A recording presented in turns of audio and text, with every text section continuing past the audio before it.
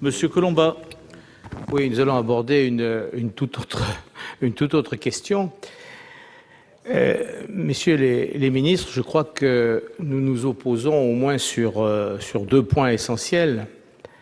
Le premier, c'est que nous tenons la crise pour profonde et durable, et vous la tenez pour superficielle et de courte durée, ce qui fait que, comme on l'a bien vu dans la discussion, comme les réponses de notre rapporteur général le confirment, vous êtes opposé à toute disposition qui ne serait pas une disposition temporaire.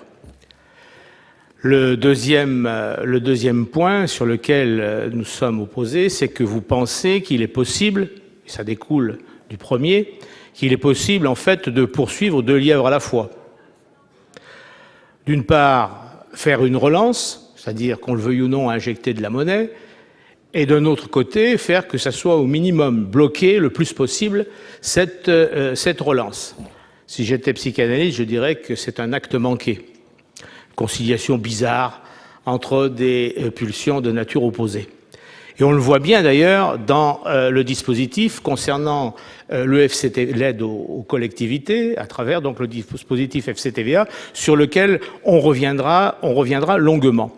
L'objet justement de cet amendement pourrait nous réunir sur un point, c'est que si on veut véritablement relancer l'économie, il faut donner la possibilité aux collectivités locales, qui réalisent quand même 75% de l'investissement public, avec un endettement tout à fait modéré, donner donc à ces collectivités locales un rôle moteur dans cette relance.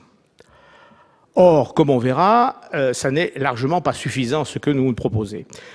L'objet de cet amendement est plus particulièrement d'exclure à partir de 2010. Alors vous allez me dire, ah ben non, c'est 2010, donc nous en sommes aux mesures temporaires. À partir de 2010, donc supprimer finalement la disposition qui a été adoptée cette année, sortir le FCTVA de l'enveloppe fermée, de façon à permettre aux collectivités territoriales de récupérer toute leur capacité financière, toute leur capacité d'investissement.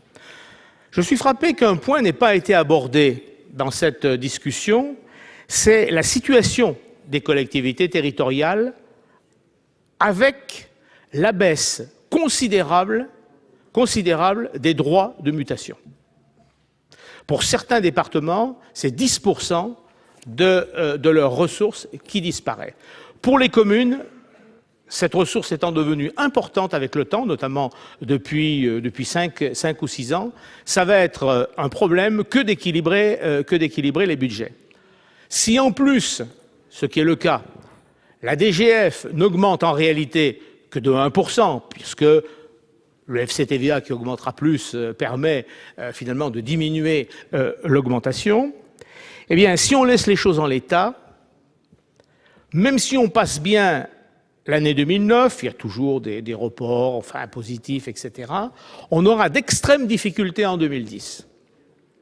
Et en 2010, je suis prêt à prendre le pari, on ne sera pas sorti de l'ornière.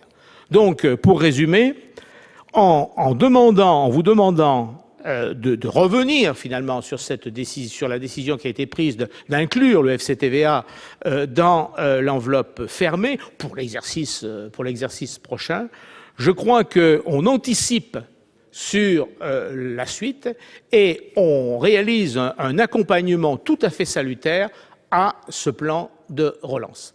Voilà l'objet de cet amendement qui me paraît quand même mériter qu'on s'y attarde un peu et que simplement on ne nous objecte pas que tout ça c'est pour 2010 et qu'on est en 2009 et qu'il suffit de pédaler et de regarder à ses pieds pour qu'on sorte notre pays de l'ornière. Merci Pierre-Yves Collombat d'avoir respecté votre temps. Monsieur le rapporteur.